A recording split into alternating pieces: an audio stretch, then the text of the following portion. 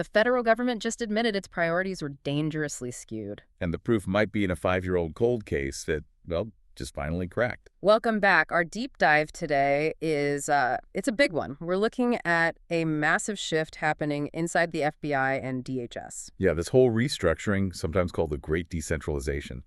And it's all aimed at cutting what they see as political investigations and getting agents back to, core public safety. And this entire pretty controversial strategy is now being held up and validated by one single, very high-profile arrest from just a few weeks ago. So we've pulled apart the sources on this DOJ press releases, internal congressional letters, to really understand the conflict. Our mission here is to get into why this is happening, what's actually being cut, and, is this back-to-basics approach the silver bullet the administration says it is? Well, the stakes couldn't be higher.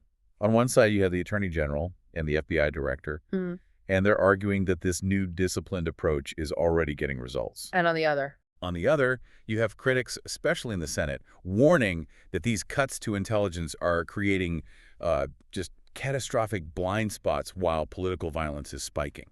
Okay, so let's jump right into that flashpoint, because the timing of this arrest is, it's everything. It really is. On December 4th, 2025, federal agents arrested a man named Brian Cole, Jr. And this was for planting 2 pipe bombs outside the RNC and DNC headquarters. Exactly. Almost 5 years ago, back on January 5th, 2021. For years, that case was just a huge embarrassment for the agency, a major crime they just could not solve. And the current leadership, they did not waste a second leveraging this breakthrough. No, they jumped right on it. Attorney General Pamela Bondi and FBI Director Kash Patel, they immediately credited the success to, and this is a, quote, good, diligent police work. On a case they pointedly said had languished under the previous administration. The implication is so clear. Right. When the FBI was distracted by what they call political investigations, this major act of domestic terrorism went unsolved. But as soon as the new team refocused agents on basic detective work, bam, they get results. It's a powerful narrative. Absolutely.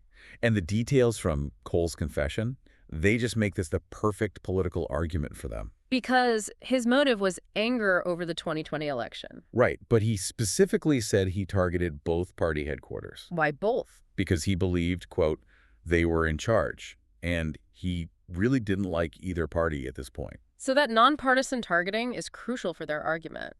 It lets them frame this solved case as a win for pure law enforcement. Totally disconnected from the partisan politics they accuse the old leadership of getting bogged down in. They're basically saying, see, focus on crime, not politics, and you solve the case. It's the centerpiece of their whole argument. It is. So let's unpack this success story then. If this case really did languish for 5 years, what was this diligent police work that finally cracked it? Well, what's so fascinating is that the sources all confirm this wasn't solved by some new informant or a last-minute tip. So no Hollywood ending? Not at all. It was a fresh analysis of the evidence they already had. The kind of, laborious, ground-up review the new leadership claims the old system was too distracted to do. That's classic shoe leather police work, just finding the connections that were there all along. So what was the first piece they connected? It started with a vehicle. On January 5th, 2021, around 7:10 p.m., a license plate reader caught Cole's 2017 Nissan Sentra. Okay, where? Near the South Capitol Street exit. And that's key, because it's less than half a mile from the suspect's known path on surveillance cameras. So that puts his car in the right area at the right time. But that's D.C. There are millions of cars. Of course. They needed to tie the car to the person who actually placed the bombs. And that's where the digital layering comes in? Exactly. They used phone triangulation. Cell phone records put Cole's device communicating with towers near both the RNC and the DNC. And the timing. Between 7:39 p.m. and 8:24 p.m. That window lines up perfectly with the suspect's movements on the video. So you have the car, the phone, the masked figure, all pointing to one person. Okay, but here's where it gets really interesting, to me at least. The financial records. Because it's one thing to know he was there, but it's another thing entirely to prove this was planned for years. That financial link was the clincher. It's what secured the charge. Investigators, they didn't just look at 2021. They dug into his purchase history, going back to 2019 and 2020. And what did they find? They found records. Records showing he'd bought materials consistent with the pipe bombs, galvanized pipes, and those white kitchen-style timers. So he'd been planning this for at least a year. A year or more, yeah. And I remember reading this detail, even his shoes played a part. Mm-hmm. Mm. The suspect was seen wearing these really distinctive Nike Air Max Speed Turf shoes. Not just a generic sneaker. Exactly.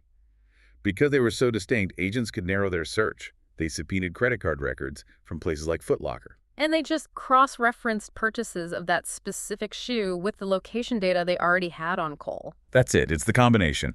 Digital location, financial history, and a mundane detail like his shoes.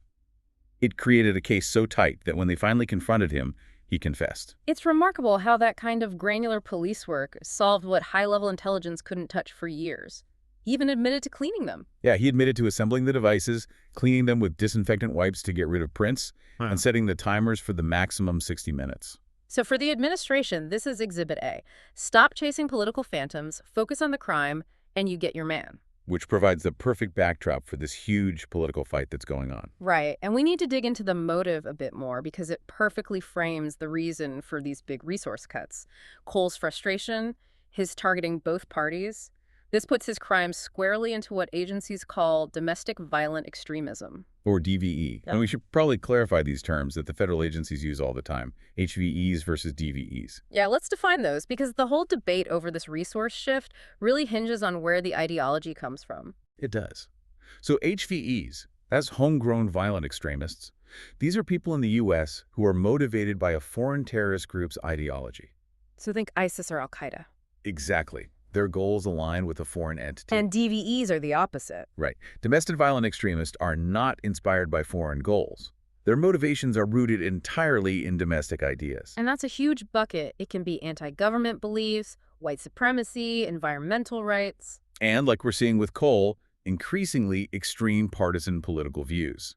Since his anger was all domestic, his crime falls into that DVE category. And this leads us right to the great decentralization. It does. The current leadership, and they're heavily supported by House Judiciary Republicans on this, they argue the FBI became dangerously focused on tracking DVEs. And specifically, DVEs related to sort of local or political disagreements. Right. And in doing so, they lost sight of serious federal crimes, like the pipe bomb case. Director Patel is framing this whole shift as necessary to, quote, rebuild public confidence and just let good cops be cops. Yeah, the core argument is about political weaponization, misuse of resources. And our sources confirm this is a direct response to prior criticisms that the FBI had departed from its core public safety mission. And they point to specific examples, right? Things that really fueled public distrust. They do, like the whole thing with creating internal threat tags for parents protesting at school board meetings. And the investigation into traditional Catholic groups. Exactly. So the logic they're presenting is pretty stark. The old leadership wasted time and resources monitoring American citizens for, constitutionally protected activities. While a real violent unsolved crime like the pipe bombing just sat there. So the solution is to pull those resources out of centralized headquarters and put them back in the field, focused on traditional crime fighting. It's a huge cultural and structural reset. But now we have to look at the cost. Because while the administration is holding up the Cole arrest as a victory, the restructuring involved dismantling a lot of the centralized intelligence infrastructure that was built specifically to track DVEs. and these aren't small cuts. We're talking about tearing down the core data framework that was built up over the last decade or more. It is. On the DHS side, they completely dismantled a national database. What did that database do? It was used to track domestic terrorism and hate crimes across state lines. It let analysts spot trends and connect plots that might seem separate. That's gone now. Wow. That seems like a huge loss if you're trying to see national patterns. What about inside the FBI? The FBI is doing something similar. They've reassigned staff away from the Domestic Terrorism Operations Section, or DTOS. And DTOS was the unit that provided intelligence and support to all the field offices on these kinds of threats. All 55 field offices, yeah. And their reports, they're thinking about disbanding it entirely. So you're not just losing the data, you're losing the dedicated analysts who help agents understand what they're even looking at. Precisely.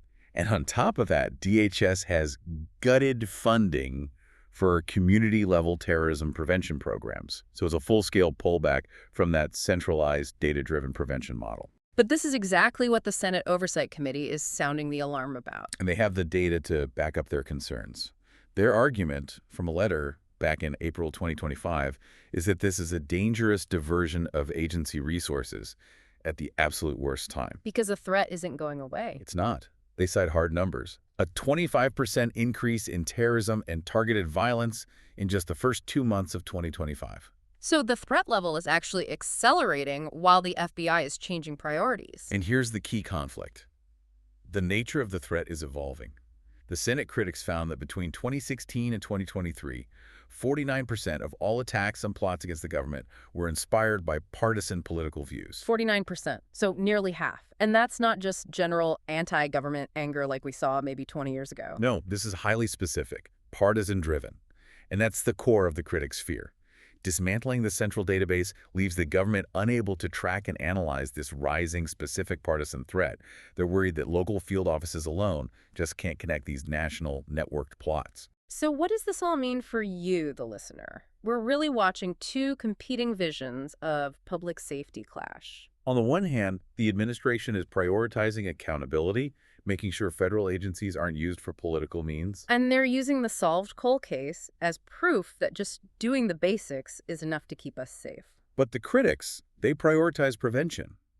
They want centralized intelligence to combat what they see as a rising tide of domestic extremism fueled by polarization. So the argument really boils down to whether these deep cultural and political problems need a massive centralized intelligence footprint to manage. Or if they just need good agents focused entirely on the crime, not the politics behind it. It's a fascinating tension because the goal of the shift is, you could say, noble restoring public trust by depoliticizing the government. But it risks losing the tools to track threats that are increasingly fueled by those highly polarized views. The FBI is essentially saying, we don't want to get involved in politics anymore. But the threat data is saying, the threat is politics. So that leaves us with a final thought for you to consider. If partisan political violence now drives nearly half of all attacks against government targets, how can law enforcement effectively track and stop these threats when they're intentionally dismantling the very databases designed to connect all those disparate data points across state lines? That's the problem they're now handing over to local field offices as Washington resets its priorities.